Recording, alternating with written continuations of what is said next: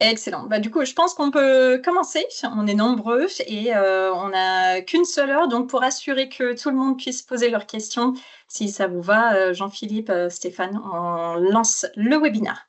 Mm. Donc, bonjour à toutes et à tous et bienvenue à notre webinaire exclusif intitulé « Réussissez votre conformité à Eudamed grâce à la solution d'Acomas et l'expertise d'Effort », organisé à l'occasion de notre partenariat entre le groupe Effort et Acomas.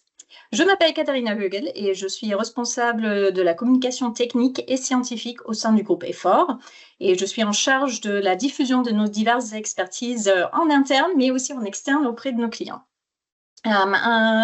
Peut-être, par contre, je ne vois pas les slides qui s'affichent, Jean-Philippe. Faut peut-être ou Florence qui n'a pas encore le... Je ne peux pas partager pour le moment. Bonjour à tous. D'accord. Bonjour Florence.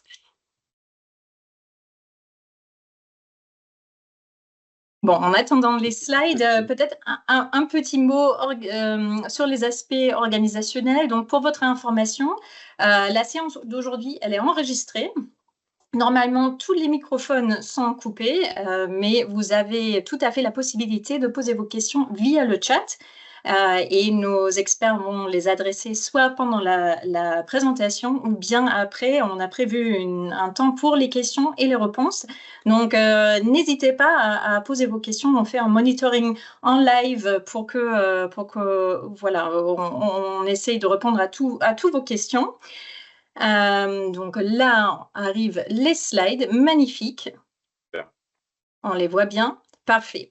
Donc l'objectif du webinaire d'aujourd'hui est de nous présenter, qui sommes-nous, de vous donner un aperçu rapide du contexte réglementaire et des échéances Eudamed, de vous rappeler des éléments clés nécessaires à la conformité avec Eudamed et de vous présenter la solution d'Acomas.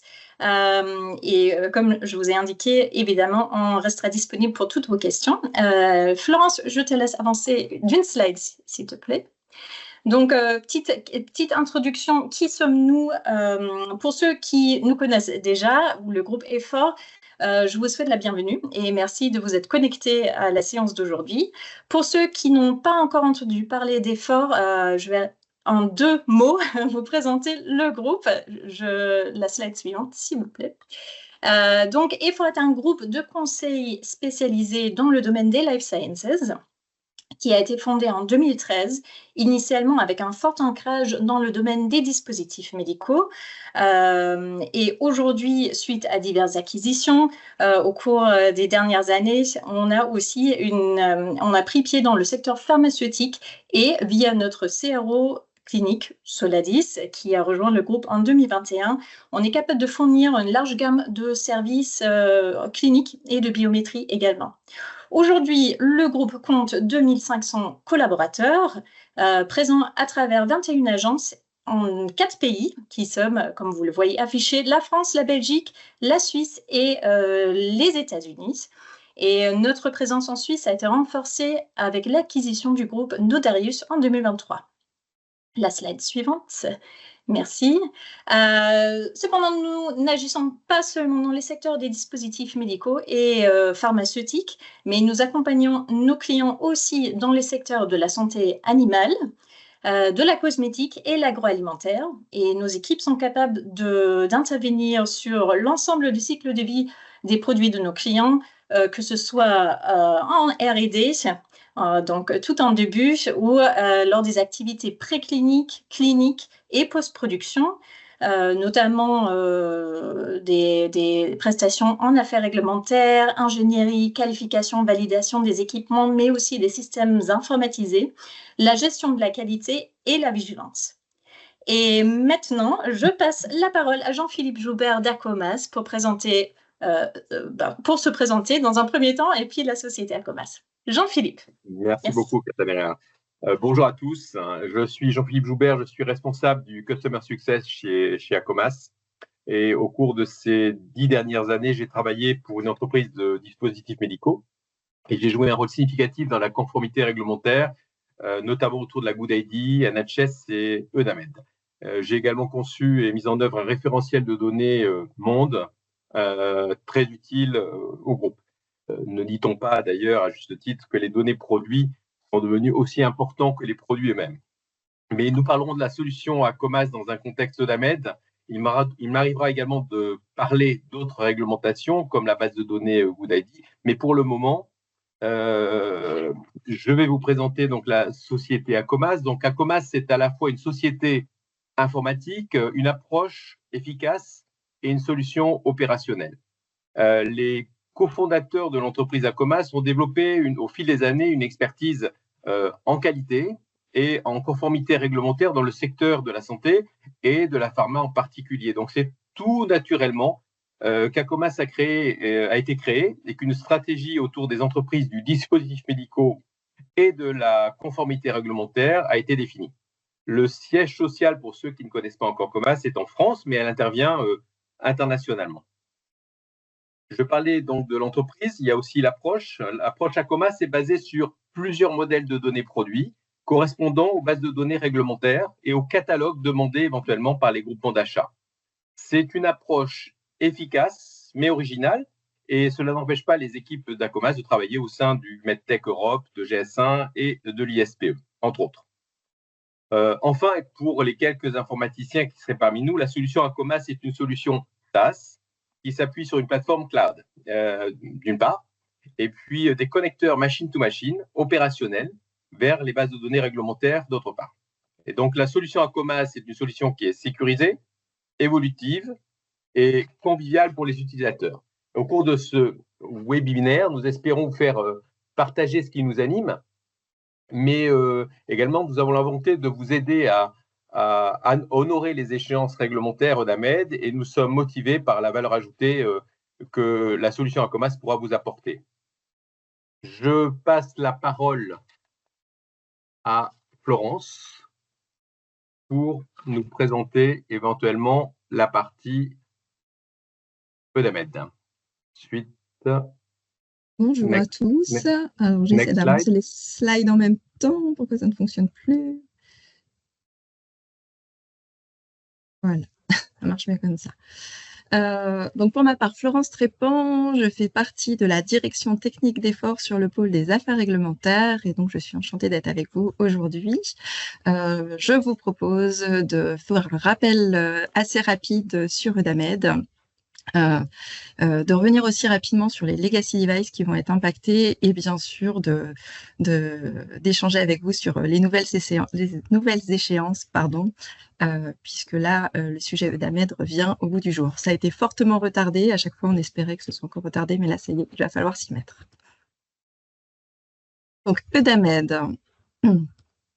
Donc, c'est bien sûr une base de données à la fois pour les dispositifs médicaux et pour les DIV, dont le but est d'améliorer l'accès à l'information et une plus grande transparence, ainsi qu'améliorer la traçabilité des dispositifs à travers une identification unique. Donc, EUDAMED, c'est 6 modules. Le premier, les acteurs. Donc là, on va retrouver les opérateurs économiques. Doivent s'enregistrer dans cette base les fabricants, les mandataires, les importateurs et aussi les assembleurs qui sont visés à l'article 22. Certains sont moins au fait de ça. Donc, j'insiste aussi sur les PAC, les systèmes et nécessaires, qui sont aussi impactés. Donc, les assembleurs doivent aussi s'enregistrer dans cette base. Distributeurs, eux, ne sont pas concernés par l'enregistrement, donc ils doivent continuer à s'enregistrer auprès de leurs autorités locales. À partir de là, il y a un numéro SRN, Single Registration Number, qui sera généré, que ce soit pour les manufactureurs ou pour les assembleurs, et ce numéro sera utile pour la suite. Le deuxième module, c'est celui des devices et des PAC, ainsi que des UDI. Donc là, on va effectivement retrouver tous les DM, tous les IVD, les PAC, bien entendu, et toute une quantité de caractéristiques sur ces produits. Attention, c'est une grosse charge de travail pour les fabricants d'enregistrer tous ces produits dans cette partie. Le troisième module concerne les organismes notifiés, pardon. Là, on va retrouver effectivement tous les certificats. Attention, ce sera aussi les certificats qui ont été suspendus, retirés ou refusés qui apparaîtront dans la base. On va retrouver aussi les SSP pour les DIV ou les SSCP pour les DM. Et pour les dispositifs qui sont concernés, on aura aussi les résumés des opinions d'experts, des panels d'experts. Le quatrième module, c'est celui de la vigilance et de la surveillance après commercialisation. Donc là, vous allez retrouver tout ce qui est information de vigilance, donc les MIR, les FSCA, les FSN, les PSR. Donc PSR, ce sont les rapports de sécurité périodique quand ils sont mis en place. Vous allez retrouver aussi les rapports de tendance avec les rapports d'investigation qui sont liés à toutes ces déclarations de vigilance. Et d'autre part, on va retrouver les PSUR pour les classes 3, les 2B implantables et les classes C et les classes T pour les DIF. La plupart de ces infos seront accès au grand public. Par contre, les PSUR ne seront pas accès au grand public. Le cinquième module, c'est celui de la surveillance marché. Donc là, on va avoir les infos des autorités, notamment les mesures qui auront été prises par les autorités. Et enfin, le dernier module, c'est celui qui est dédié aux investigations cliniques ou aux études de performance pour les DIV. Donc là, on va retrouver les sponsors. Donc ce sont quand même des acteurs, mais eux ne s'enregistreront pas dans le premier module, ils s'enregistreront dans ce sixième module, où on retrouvera aussi les résumés des investigations cliniques et tout ce qui concerne la vigilance liée aux investigations cliniques, ça se retrouvera aussi dans ce sixième module. C'est à part.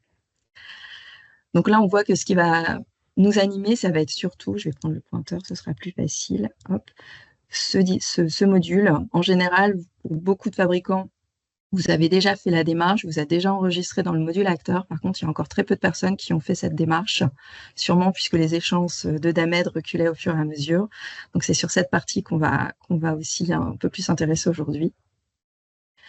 Pour ça, il faut que vous ayez l'UDI. Je reviens juste sur cette notion entre UDI-DI et basique UDI-DI, donc UDI-DI de base. Attention, les mots se ressemblent, ce ne sont pas du tout les mêmes codes.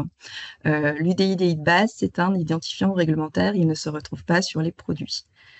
Donc, l'UDI, c'est composé d'une partie dynamique et d'une partie statique. Donc, la partie statique, c'est l'identification du device. Donc, en gros, c'est pour une référence produit, je vais avoir un UDI-DI. Et en plus, pour chaque lot ou chaque numéro de série, j'aurai une partie dynamique avec des informations de production. Pour ça, je suis obligée de contracter avec l'une de ces quatre entités. Bonne nouvelle, les 4 entités viennent d'être renouvelées par la Commission européenne. La plupart de nos clients sont chez JS1. Donc, si ce n'est pas le cas, dites-le nous, mais en général, c'est JS1. Et à contrario, l'UDI-DI de base, lui, ça va être un code qui va regrouper plusieurs dispositifs, qui doivent être du même fabricant légal, qui ont le même organisme notifié, la même destination, la même classe de risque et des caractéristiques essentielles de design et de fabrication qui doivent être similaires. Donc, ça va être la clé d'entrée pour EDAMED. On va le retrouver dans la documentation technique, dans les certificats CE et les déclarations de conformité. On va le retrouver dans toutes les déclarations de vigilance. En revanche, ce code, on ne le retrouve ni sur le labeling, ni sur la carte d'implant. Et on n'a pas besoin de le définir pour les legacy devices, comme on va le voir juste après. Cette slide, juste pour vous faire un lien avec JS1. Quand JS1 parle de code GMN, en gros, c'est le code basique UDI. Et le code GTIN ou GTIN, c'est l'UDI-DI.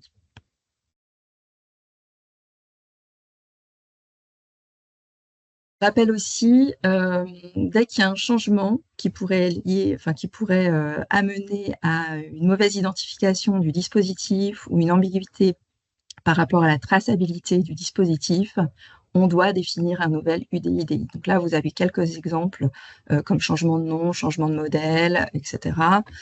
Ça peut être aussi notamment les mises en garde critiques ou en cas de nouvelle contre-indication. Ça peut être aussi pour les logiciels, si vous touchez à l'algorithme, etc. Il faut changer d'UDI-DI. Donc, par rapport à ça, dès que vous avez un changement, posez-vous la question, est-ce que j'ai un impact ou pas? Est-ce que je dois définir ou pas un nouvel UDI-DI?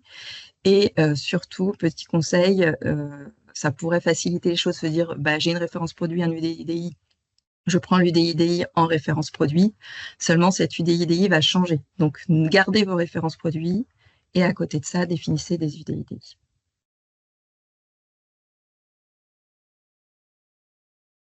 Là, ce sont les informations dont vous avez besoin justement pour remplir ce deuxième module. On voit notamment le basique UDI et tout ce qui est information sur l'UDI et l'UDIPI. Tout ce qui est nomenclature EMDN, on a bien sûr la classification, les noms, beaucoup de caractéristiques. Donc ça prend beaucoup de temps à charger. Tout ce qui est aussi par rapport au packaging, je vous rappelle qu'on a un UDI par unité. On a, par exemple, si vous avez un packaging de 10, c'est un nouvel UDI. Donc, il y a aussi toute cette partie-là, et ainsi que tous les pays où le produit sera commercialisé notamment. Et quand vous déposez, quand vous enregistrez vos produits, vous pouvez avoir soit un statut submitted ou un statut registered. Registered, c'est bon. Submitted, c'est que l'organisme notifié doit valider. Et donc, une fois qu'il a validé, vous passez aussi après un registered. Donc, EUDAMED, où on en est aujourd'hui? On a 3 modules qui sont fonctionnels et disponibles pour une utilisation volontaire. Cette utilisation volontaire est fortement recommandée par la Commission européenne. Le module lecteur, ça fait déjà 4 ans qu'il est en service. Ça n'a pas trop posé de problème. On n'a pas eu trop de remontées de ce côté-là. C'est plutôt bien passé. Les devices, je ne suis pas sûre que beaucoup de monde se soit déjà lancé sur cette partie-là, bien que le module soit disponible depuis septembre 2021. Et on a aussi le module des certificats et des organismes notifiés qui est aussi opérationnel.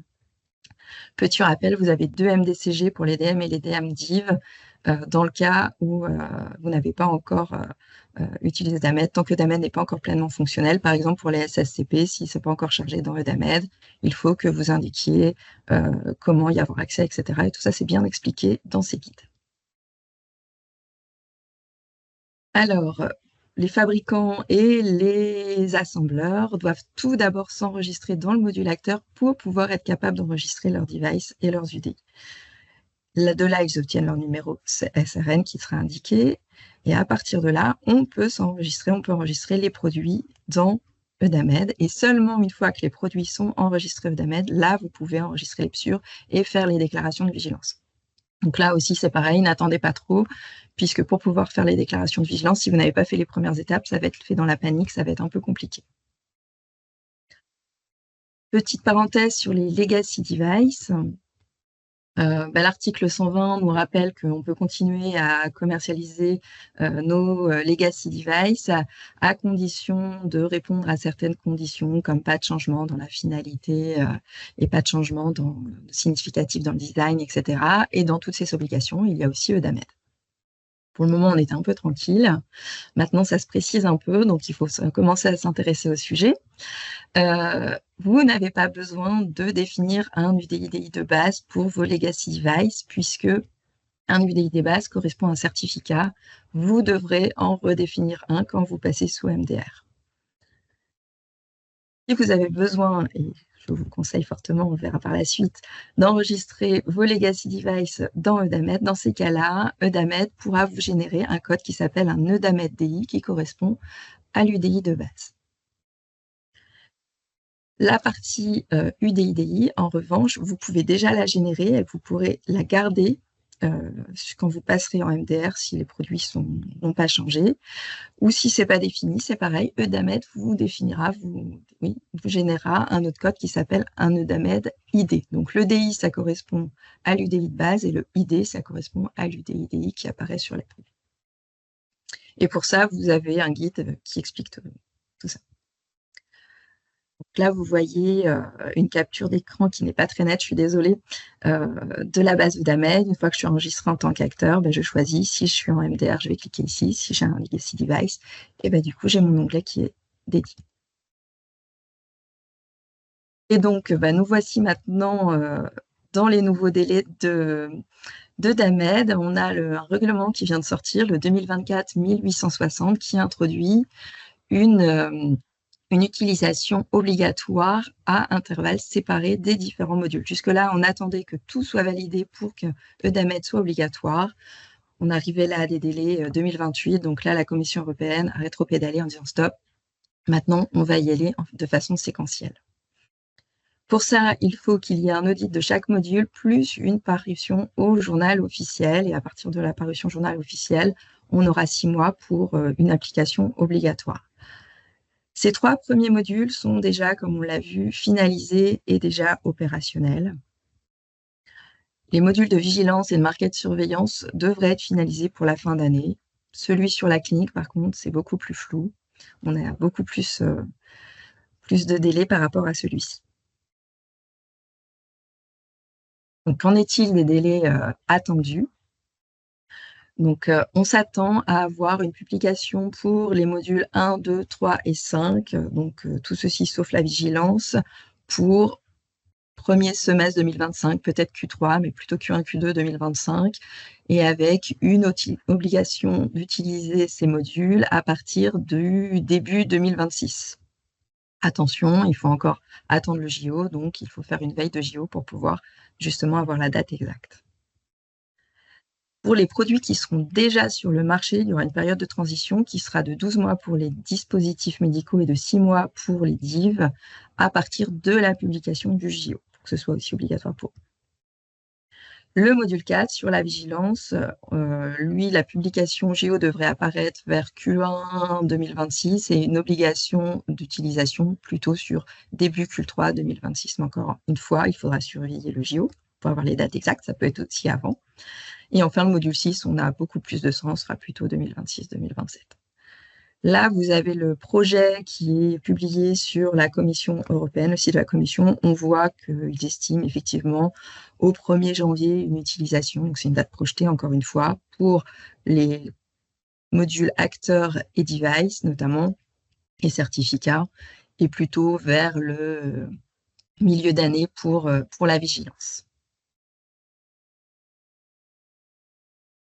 Du coup, quand commencer l'enregistrement de mes produits dans EDAMED, dans ce module 2, mais c'est hautement recommandé de commencer dès maintenant, que ce soit les acteurs, les devices ou les packs, pour être sûr d'être à temps dans les délais dès que les JO paraîtront, que les dates paraîtront JO, pardon.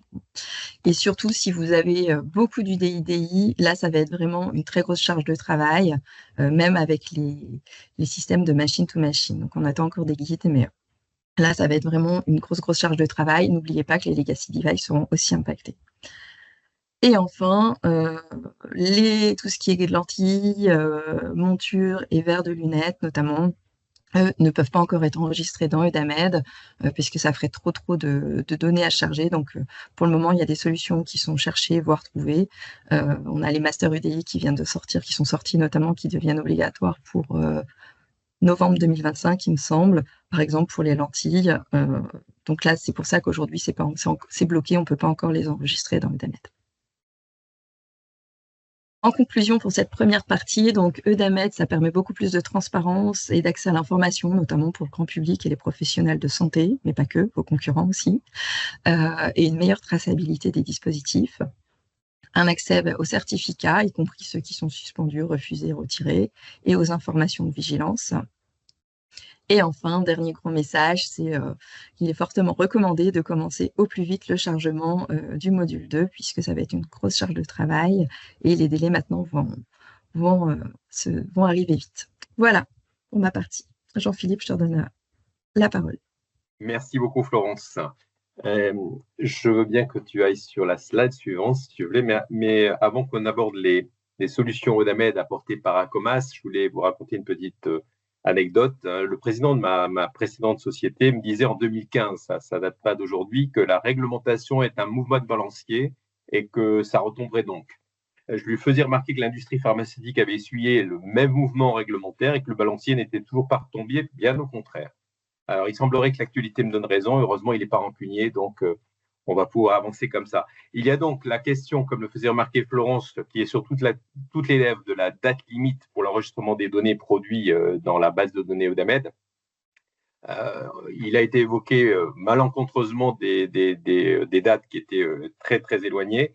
On sait aujourd'hui que la date la plus probable est janvier donc 2026, et j'ai appris hier que le SNITEM avait communiqué enfin une date, et la date du 1er janvier 2026. Je pense que cela va clarifier le point pour beaucoup de gens et qu'on va pouvoir se mettre en ordre de marche, tous. Voilà. Donc, par ailleurs, pour revenir donc aux solutions apportées par Acomas, moi j'ai une très bonne nouvelle pour vous parce qu'il n'y a aucun obstacle pour synchroniser automatiquement vos données avec la base de données Eudamed. Du moins avec Acomas. En tout cas, je ne peux pas parler pour d'autres. Hein. Le connecteur Eudamed machine to machine d'Acomas est opérationnel pour la création et pour la modification. J'insiste sur ce point parce que parfois on oublie la partie modification et c'est un processus, c'est pas quelque chose qui se fait en une étape et terminé. Ecomas, pour votre information, effectue des tests continus avec Eudamed et tous les changements qui ont été imprévus, qui n'étaient pas prévus par Eudamed, les bugs également, hein, ont été anticipés par les équipes et corrigés. Donc en fait, on sait à tout moment quand la base est opérationnelle ou ne l'est pas. Et nous, ça nous permet de nous adapter systématiquement. Donc, et ça depuis 2022. Donc, c'est le côté opérationnel du machine to machine, il est opérationnel depuis 2 ans déjà. Donc, en réalité, vous devez vous concentrer sur 3 activités principales. Et Fort et Acomas sont là pour vous conseiller, pour vous soutenir, afin de les réaliser. Ces 3 activités, je les résumerai de la manière suivante. Premièrement, sélectionner et mettre en œuvre une solution opérationnelle et durable, dès que possible. Vous avez besoin d'une solution pour collecter toutes les données obligatoires pour Eudamed à partir de votre système d'information, quand c'est possible, bien sûr, mais aussi à partir souvent de vos fichiers, de vos fiches techniques MDR. Et c'est particulièrement vrai, j'ai eu à le vivre, hein, quand il n'y a pas de référentiel de données ou quand la qualité des données n'a pas la qualité suffisante attendue. Donc, nous discuterons en fait dans la foulée de la synchronisation des données. Je vais vous parler un petit peu de ce qui se passe quand on est en manuel ou quand on est en automatique pour que vous soyez un petit peu plus clair sur ce sujet. On parlera également des modèles de données parce que même si c'est un petit peu un point technique, c'est un point très important.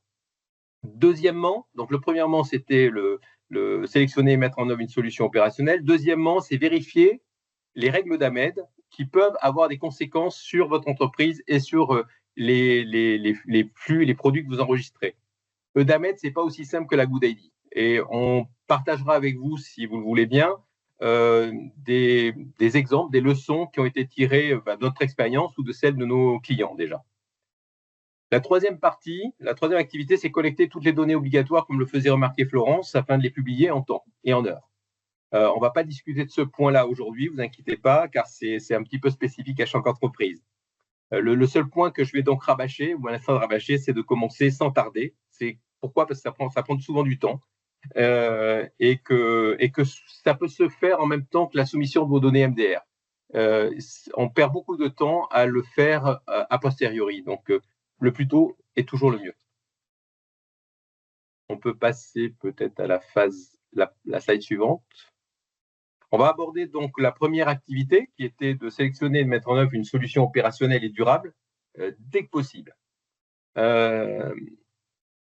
Les systèmes, ce que je vais vous partager avec vous, c'est que les systèmes aujourd'hui dans l'entreprise qui sont capables d'enregistrer toutes les données obligatoires de Eudamed avec la qualité suffisante, il n'y en a pas des tonnes. On peut y arriver dans certains cas, mais ce n'est pas souvent le cas. Et comme je vous le disais à l'instant, on perd beaucoup de temps à collecter les données a posteriori une fois que les données ont été soumises aux organismes notifiés, donc beaucoup plus tard. Donc, faire cette collecte de données le plus rapidement possible est le mieux. Vous avez légitimement le droit de penser qu'une solution manuelle de saisie directe donc dans la base de données Eudamed est plus efficace. Surtout, si vous en êtes convaincu, seule l'expérience pourra vous démontrer le contraire. Mais donc, moi, de mon côté, j'ai identifié 3 conditions qui peuvent justifier une telle approche. C'est vendre peu de produits, je veux dire peu de références produits sur le marché européen. Je dirais faire face à peu de changements majeurs dans le cycle de vie de vos produits, car il ne faut pas oublier qu'on ne saisit pas les données une fois pour toutes, encore une fois.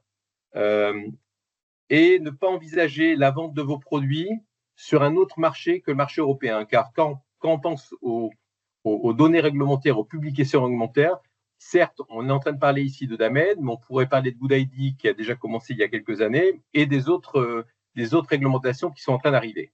Donc, en fait, c'est des éléments qui vont se multiplier Et saisir à la main, ça veut dire ressaisir à chaque fois toutes les mêmes informations dans toutes les bases de données. C'est un travail assez à la fois à peu de valeur ajoutée et surtout qui prend énormément de temps. Donc, sauf cas particulier, moi je vous invite à penser synchronisation automatique, à fortiori si vous avez de nombreux produits, des modifications majeures comme j'ai dit, ou si vous envisagez d'attaquer d'autres marchés que celui de l'Union européenne, en plus de l'Union européenne, bien sûr.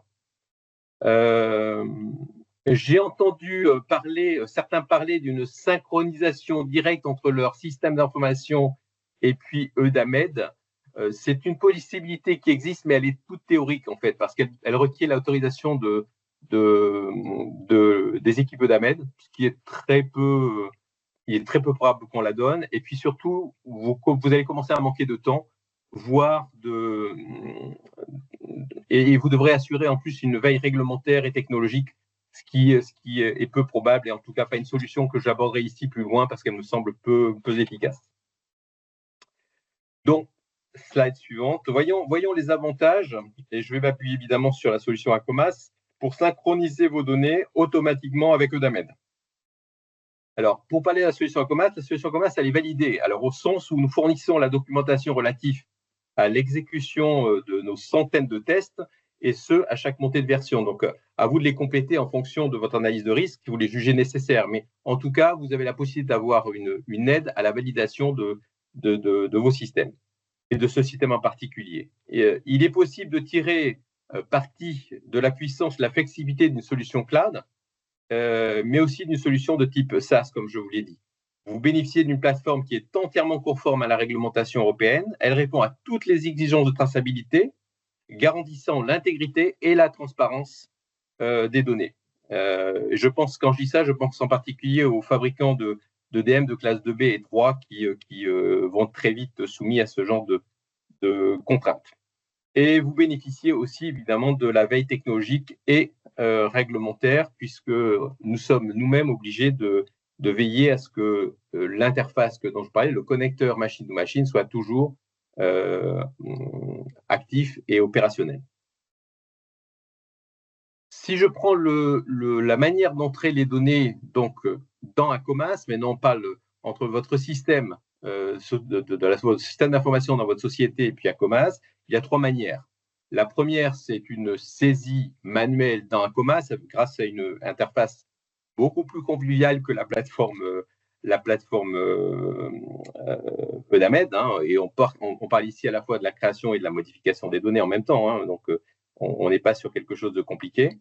Vous avez aussi la possibilité de charger des fichiers Excel quand vous avez choisi cette option en amont de collecter un maximum d'informations. Et quand vos équipes informatiques ont les ressources pour le faire et que quelque part vous avez le système, toutes vos données sont dans votre système d'information, on peut mettre évidemment en place des systèmes d'interface API qui permettent évidemment une automatisation, une synchronisation de bout en bout de vos données vers la base de Eudamed en passant par Acomas. Et pour information, je termine là-dessus, Acomas a inclus des fonctionnalités comme la transformation des données pour répondre aux règles d'Eudamed, des workflows de validation et de publication si vous en exprimez le besoin. Et concernant la dernière étape du processus, comme je vous le disais, il y avait la première étape, c'est vous avez vos données de votre système d'information qui vont vers Acomas, l'étape de transformation, si vous le souhaitez, ou de validation dans Acomas, et enfin la troisième étape, c'était le connecteur automatique. Eh bien, concernant cette dernière étape, la synchronisation elle-même, je vous dis, le connecteur Eudamed, je vous le dis, est opérationnel aujourd'hui pour une intégration automatique. On va s'attarder un temps, et je vois, merci pour avoir affiché la slide. On va s'attarder un instant sur un point un petit peu plus technique, mais guère plus, sans aller dans le détail, des avantages d'utiliser différents modèles de données, comme chez Acomas, plutôt qu'un modèle intermédiaire unique. Et j'espère que parler de ça ne va pas rebuter une majorité d'entre vous. J'en parle encore une fois parce que c'est très, très important. Un modèle de données définit les attributs qui sont obligatoires, optionnels, conditionnels, propres au produit. et il porte des règles soit sur un attribut, soit sur l'enregistrement. Donc, en fait, lorsque on parle d'un modèle de données EUDAMED, on va appliquer tous les attributs obligatoires, optionnels, conditionnels d'EUDAMED, plus toutes les règles qui sont associées à EUDAMED. Si on prend un système intermédiaire qui se veut un modèle intermédiaire et unique, en fait, on doit appliquer on doit jouer avec les dépendances avec ce modèle-là et trouver des compromis. C'est un choix qu'on n'a pas voulu faire chez Akomas. On s'est forgé en fait très tôt de très fortes convictions. D'une part, c'est que la conformité réglementaire est plus critique pour une entreprise de dispositifs médicaux que d'autres publications de type e-catalogue. Ça ne veut pas dire que ce n'est pas important, mais pour nous, ça nous paraît beaucoup plus critique, car comme vous le savez, si on n'est pas conforme d'un point de vue réglementaire aujourd'hui, ça bloque les ventes. Donc, ne pas vendre, c'est la mort de l'entreprise. Donc, en fait, pour nous, le réglementaire, la conformité réglementaire est essentielle. La deuxième conviction qu'on a, c'est qu'un modèle de données dédié pour chaque conformité réglementaire permet de ne pas avoir géré, donc, comme je disais, des dépendances et parfois des incompatibilités, de ne pas faire de compromis non plus sur les définitions, sur essayer de trouver une donnée qui va bien. Et je vous assure, quand je dis ça, j'ai été le premier au départ à croire à cette que j'appellerais aujourd'hui une utopie, ça n'engage que moi, parce que au début, c'était très tentant d'avoir un modèle unique, évidemment. Mais la réalité, le côté pragmatique fait qu'en fait, c'est extrêmement complexe au final. Et plus les modèles de données, plus les bases de données réglementaires vont se multiplier quelque part, plus cette chose va être extrêmement complexe à gérer. Donc, c'est pour ça que notre conviction et encore une fois, la réalité d'aujourd'hui et de demain nous donne raison sur ce plan. La solution fonctionne depuis 2 ans et la raison est que justement, on peut gérer ça beaucoup plus facilement. Donc, plus facile à mettre en œuvre, à maintenir. Et je dis à maintenir parce qu'il y a des mises à jour régulières de EUDAMED et il faut qu'on les prenne en compte. Donc, vous imaginez quand vous avez plusieurs systèmes avec un seul modèle de données, il faut mettre à jour tout ça en permanence, d'où la complexité dont je vous parlais tout à l'heure. Et je reviens encore une fois sur le connecteur entre Akomas et puis EUDAMED. Grâce à un modèle de données EUDAMED dans Akomas, eh bien, le connecteur, il est stable. Il est stable depuis 2022.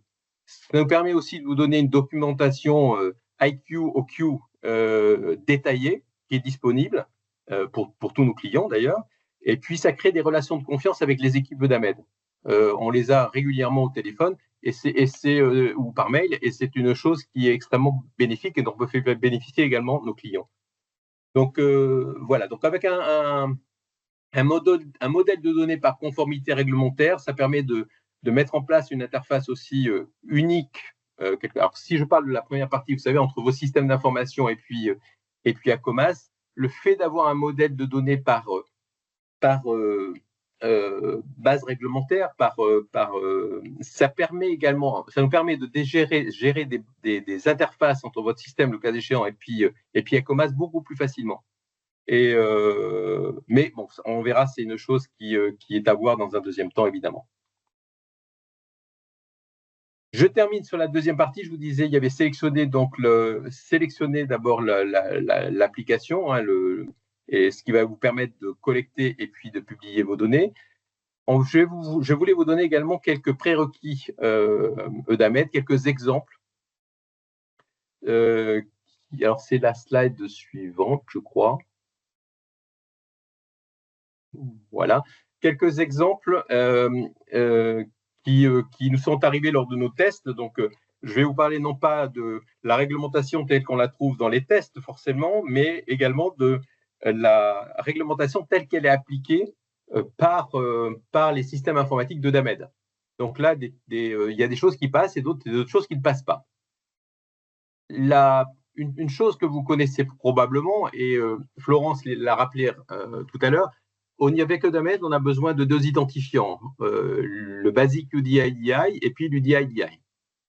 On pourrait être tenté de dire, je pousse les données basic UDI qui correspondent aux familles de produits, grosso modo chez vous, et puis ensuite, je vais pousser tous mes UDI-IDI. Ça ne marche pas comme ça. En fait, vous devez à minima pousser à la fois un basic UDI-IDI et au moins un UDI de cette famille. Donc, en fait, et ça que vous soyez en manuel ou en automatique. Donc, en fait, ça a une importance capitale dans la manière dont vous allez gérer vos flux demain, aussi bien en manuel qu'en automatique. Le deuxième exemple que je vais vous donner, il est peut-être un peu moins connu, mais la Good ID et Eudamed n'ont pas les mêmes manières de gérer les modèles les modèles hiérarchiques de packaging, d'emballage.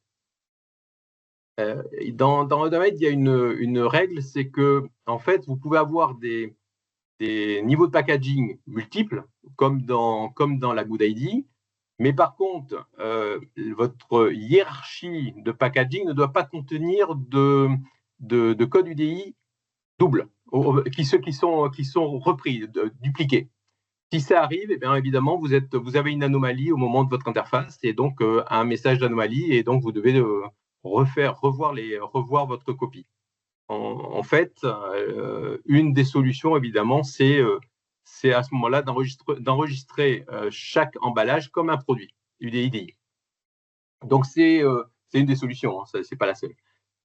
Le troisième exemple, là encore, la Good ID, ça ne touchait qu'un seul pays, c'était les États-Unis. Quand on parle de Eudamed, on parle de 27 pays. Ce n'est pas exactement la même chose. Et il y a une règle dans Eudamed qui dit que le produit de plus bas niveau, donc par exemple le base unit, hein, dans la hiérarchie produit, c'est lui qui va déterminer les pays de destination, les pays dans lesquels vous voulez vendre. Le résultat de cela, d'un point de vue système, c'est que le produit en fait peut utiliser différents packaging. Par exemple, si vous voulez vendre je ne sais pas moi, un packaging de 3 basic UDI dans un pays et puis 4 dans un autre, eh bien en fait, là vous n'allez pas pouvoir le faire si facilement. Donc en fait, ça demande également une approche un petit peu différente que ce qu'on avait l'habitude de faire avec la Good ID ou même de manière classique dans un système logistique. Donc, vous voyez, ces 3 exemples finalement qui demandent à parfois revoir un petit peu la manière de fonctionner ou de collecter et de publier les données dans la Good ID. Il y en a d'autres, un cas comme ça, malheureusement, mais nous en avons récupéré que 3. Donc, si j'ai une recommandation à faire pour les prochaines étapes, c'est d'abord, je vous invite à partager ces diapositives, ces diapositives, aussi bien celles d'Effort que celles d'Acomas. N'hésitez pas à appeler les représentants commerciaux d'Acomas et d'Effort pour obtenir des informations supplémentaires, complémentaires. Demandez un devis commercial pour la solution SaaS d'Acomas. C'est important, j'en parle parce que c'est important alors que vous êtes probablement en pleine période d'élaboration budgétaire et que pour 2025. Vous pouvez aussi assister à une démonstration et juger par vous-même le connecteur entre Acomas et Eudamed. Je pense que c'est l'exemple où la démonstration réelle est le meilleur témoignage que je puisse vous apporter sur le fonctionnement de ce connecteur. Et puis enfin, je vous dirais, complétez, lancez votre projet si ce n'est pas déjà le cas dès que possible. Florence l'a dit également. Identifiez vos prérequis Eudamed, évaluez les changements à opérer et puis collectez vos données parce que ça prend malheureusement du temps. Voilà. Et puis Effort peut vous fournir des conseils, un soutien, je suis sûr, concernant la conformité. On l'a vu avec les propos de Florence et puis et même sur la gouvernance qu'il faut apporter parfois. On n'est pas sur une collecte de données qui est en une seule étape, mais on est sur un processus de collecte, donc qui va devoir être récurrent. J'ai presque terminé pour ma partie. Moi, il me reste à vous remercier pour votre présence, en tout cas, et votre attention à ce webinaire. J'espère que cela vous a plu, et puis n'hésitez pas à nous faire savoir dans tous les cas, à nous apporter vos commentaires et vos critiques si besoin. Merci beaucoup à tous. Excellent, merci beaucoup Jean-Philippe. Je ne sais pas s'il reste des questions des participants, n'hésitez pas à les envoyer via la petite rubrique en haut, Q et A. Il y avait déjà une question, Stéphane, merci d'avoir répondu, mais n'hésitez pas à envoyer d'autres questions. On va rester connecté encore quelques minutes pour y répondre. Sinon, n'hésitez pas, comme l'avait dit Jean-Philippe, n'hésitez pas à nous contacter pour étudier votre cas particulier, pour répondre à vos questions en direct. Ce sera avec plaisir. Soit à Comas, soit Effort, ce sera vraiment avec plaisir. Claire.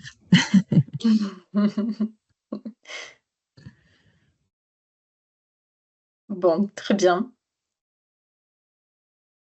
Dans ce cas-là, merci à vous d'avoir participé. On vous souhaite un très bel après-midi et à très bientôt. Au revoir, à Merci bientôt. beaucoup, à bientôt. Au Bonne revoir. journée, au revoir.